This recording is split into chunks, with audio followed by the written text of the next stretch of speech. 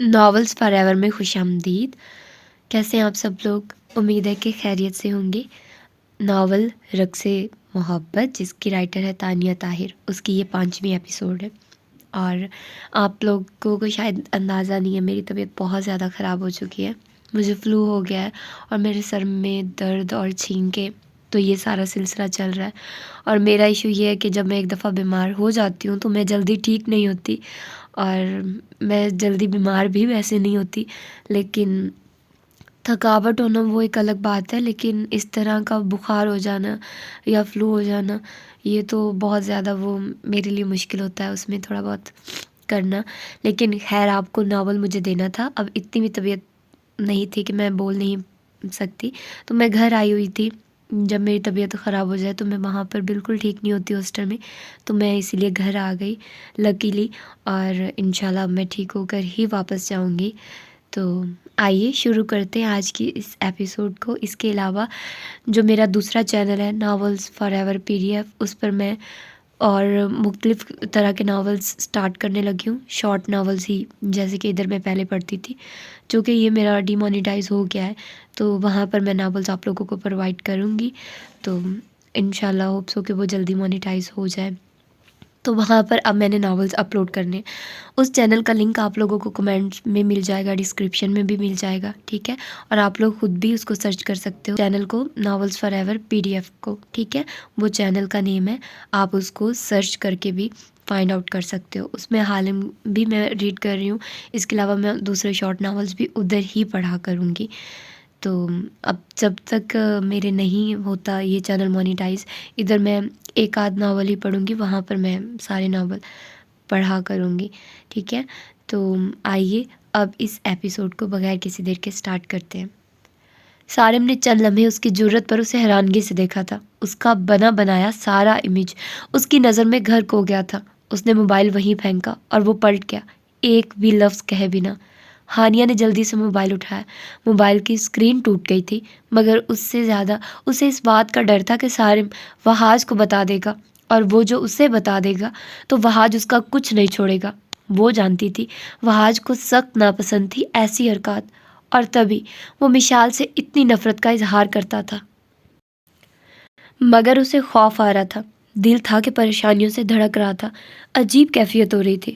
Phone سمی کا دوبارہ آ رہا تھا، مگر اس میں ہمت نہ ہوئی یہ فون اٹھانے کی۔ اس نے جلدی سے سیل فون پاور آف کیا اور اپنے روم کی جانب دوڑ لگا دی۔ دوسری طرف سارم اپنے روم میں آیا، وہ شاکڈ کی کیفیت میں تھا، بالکل حیران۔ ہانیہ کا رویہ، اس کی حرکات اور آگے سے جواب دینا، وہ دنگ تھا۔ اور جب اس نے کہہ دیا کہ اس کا کوئی حق نہیں بنتا تو غصے سے اس کا میٹر شارٹ ہو گیا۔ تبھی وہ کچھ کہے بنا وہاں سے واپس لوٹ آیا۔ وہ آج کو بتا سکتا تھا، مگر اس وقت غصہ سر پر سوار تھا۔ جب وہ لگتا ہی نہیں کچھ تو اسے پرواہ کرنے کی ضرورت نہیں، مگر ایک بات طے تھی، وہ آج کے بعد اپنی بہن کو اس کے ساتھ نہیں جانے دے گا۔ اسے مشال ہانیہ سے کہیں زیادہ بہتر لگی، کم از کم اس کے اندر جو تھا وہی منہ پر تھا، جو وہ سوچتی تھی وہی ظاہر کرتی تھی۔ مگر ہانیہ، سچ ہانیہ وہ کیا سمجھتے تھے، بلکہ وہ خود ہانیہ کو کیا سمجھتا تھا، جبکہ وہ اندر سے کیا نکلی تھی، وہ سب سے چھپا کر نہ جانے کس لڑکے سے افیئر چلا رہی تھی۔ اسے تو یہ بات سوچتے ہوئے بھی گھن سی آنے لگی، ان کے گھر کی عورتیں یہ سب کرے گی؟ واقعی غیرت مر گئی تھی۔ پھر بہاج کا حق نہیں بنتا تھا وہ مشال کو کچھ بھی کہے، جب اس کی اپنی بہن۔ وہ غصے سے بھڑکتا سوچتا جا رہا تھا، مگر اسے ہانیہ کی بات بہت بری لگی تھی، جس کی وجہ سے اس نے چپ سادھنے کا فیصلہ کر لیا تھا۔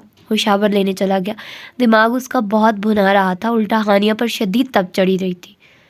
آہنگ جلدی اٹھ گئی تھی، تبھی وہ سب سے پہلے ناشتہ کرنے بیٹھ گئی تھی۔ وہ آرام سے ناشتہ کر رہی تھی کہ پیچھے اسے قدموں کی آہٹ محسوس ہوئی، اور اس نے لاپرواہی سے پلٹ کر دیکھا تو ایک دم اس کے ہاتھ سے نوالا چھوٹا تھا۔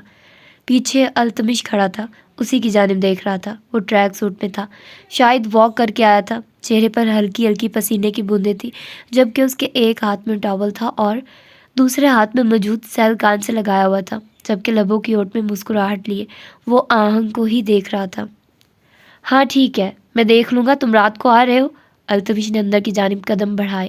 آہنگ کے چہرے پر واضح پریشانی تھی، وہ اسی کی طرف آ رہا تھا۔ ہال میں کوئی نہیں تھا، تبھی وہ دھڑلے سے اندر آ رہا تھا۔ آہنگ نے ناشتہ وہی چھوڑا، اور اس سے پہلے کہ وہ اٹھ کر وہاں سے فرار ہو سکتی، अल्तमिश ने वो लुकमा जो गिरा था उसके नज़दीक आकर उठाया और अपने मुंह में रख लिया। आहंग की आंखें खुल गई। वो जल्दी से उसके पास से निकल कर खड़ी हो गई। अच्छा है, उसने नाश्ते की प्लेट अपनी जानिब खींच ली। बिल्कुल तुम्हारे जैसा। उसने आंख दबाई तो आहंग मुड़ गई। ए रुक जाओ। अल्तमिश की बुलंद आवाज़ पर उसके कदम थमे। हलक में सांस उतारा।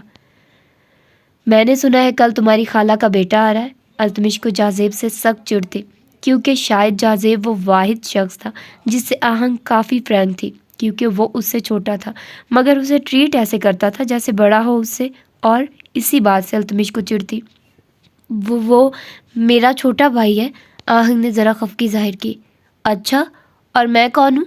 वो उठा और उसके सामने आ गया। आहंग से आंखें भी नहीं उठ रही थी, जबकि अल्तमिश के लबों पर महजूज कुन मुस्कान थी, जैसे उसे उसकी ये हालत मज़ा दे रही थी।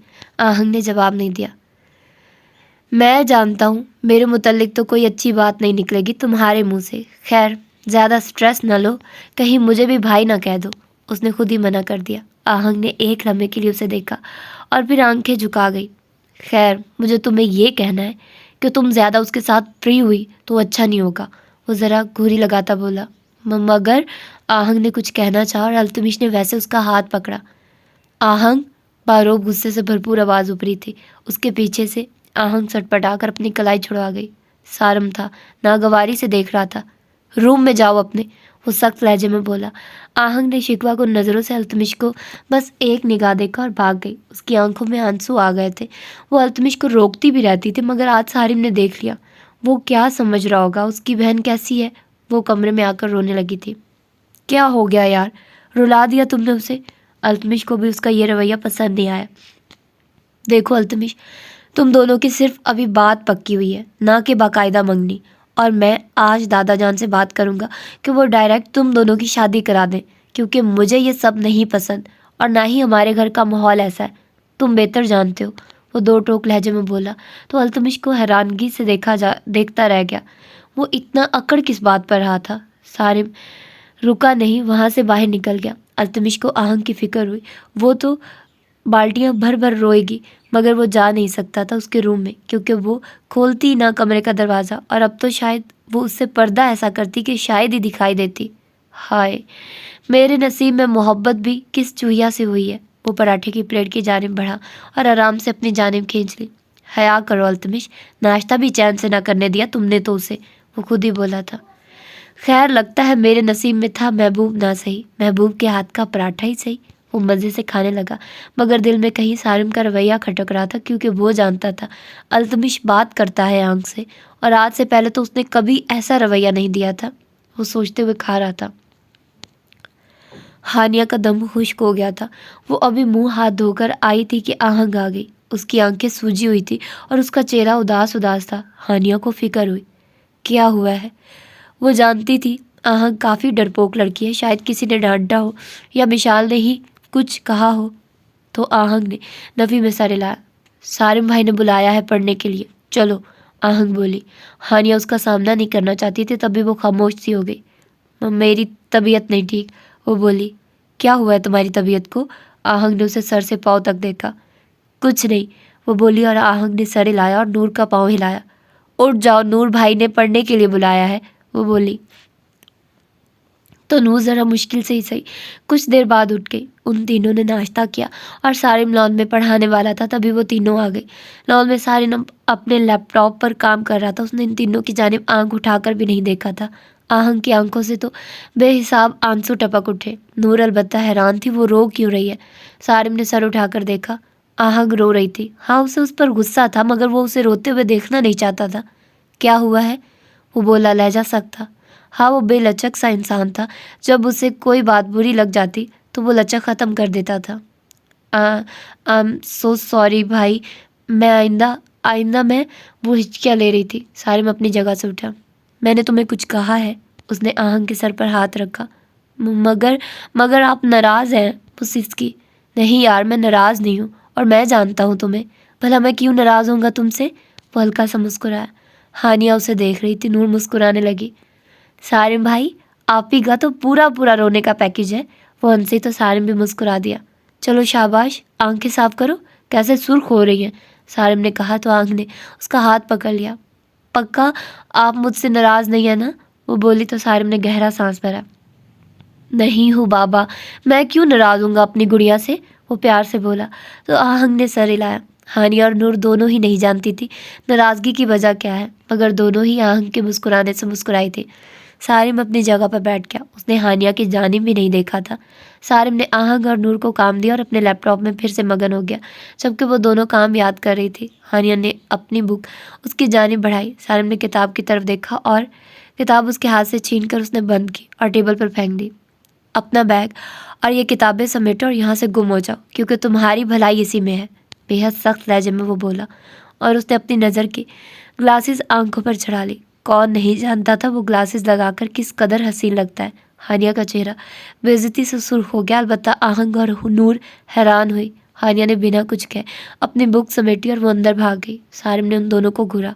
پڑھو اپنا، وہ بولا تو دونوں کام یاد کرنے لگے. مشال چپ چاپ بیڈ پر لیٹی چھت کو گھور رہی تھی. اچانک اس کا سیل فون بجنے لگا. اس نے دیکھا ڈیوڈ کی کال تھی. وہ ایک دم جوش سے اٹھ بیٹھی. Hello Mishi, how are you my girl? وہ بولا تو مشال کو لگا برسوں بعد کوئی اپنا بولا ہو. میں ٹھیک ہوں یار، تم کیسے ہو؟ اور تم نے اتنے عرصے بعد مجھ سے رابطہ کیا؟ مشال نے شکوہ کیا. بس یار تم جانتی ہو میری ایکٹیویٹیز اور میرے باپ کو. خیر یار میں نے تمہیں کتنا مس کیا ہے، تم واپس نہیں آئی. مشال نے سردک سانس کھینچ کر اسے سب بتایا کہ اسے بابا یہاں لائے تھے اور ان لوگوں نے دھوکے سے اسے روک لیا. مشال کی آواز بھی بھیگ گئی تھی. ڈیوڈ نے ذرا غصے میں کہا کہ میں تمہیں ٹکٹ بھیج رہا ہوں، تم واپس آ جاؤ. مشال یہ سن کر بے حد خوش ہوئی تھی. اس نے اسے فوراً پیسے سینڈ کیا اور کہا کہ کل تک تمہیں ٹکٹس اور فلائٹس کی ڈیٹیلز آ جائیں گی، تم آ جاؤ. مگر مشال نے اسے کہا کہ فلائٹ رات کی رکھوائے کیونکہ وہ اسے یہاں سے جانے نہیں دیں گے اور وہ یہاں سے بھاگنے کا سوچ رہی تھی اور اس کے پاس یہی حل تھا. وہ البتہ خوش بہت تھی کہ کسی نے تو اس کا خیال کیا تھا. وہ اٹھ کر باہر آ گئی. باہر سارم اور سکندر بیٹھے تھے. وہ ان کے پاس آ گئی. کیا تم لوگ گھر میں پڑے بور نہیں ہوتے؟ وہ بولی. دونوں نے اس کی جانب دیکھا. تم جانتی بھی ہو کتنا اہم میچ چل رہا ہے، سکندر بولا. البتہ سارم نے کچھ نہیں کہا اور LED کی جانب دیکھنے لگا. مشال نے بھی LED کو دیکھا اور وہ بھی وہاں بیٹھ گئی. خیر میچ تو وہ بھی دیکھتی تھی. آہنگ اور نور نے مشال کی طرف دیکھا جو کہ ان کے ساتھ بیٹھی پلیئرز کے نام لے کر بالکل ان دونوں کی طرح انوالو ہو چکی تھی. سارم اور سکندر بھی اس کو اب ایزی لے رہے تھے. خیر سکندر تو لیتا ہی تھا. سارم بھی بول رہا تھا. آہنگ نے ان کے آگے سنیکس رکھے تو مشال نے جلدی سے بوتل اٹھا لی اور منہ سے لگا لی. آہنگ نے اس کی جانب گلاس بڑھایا.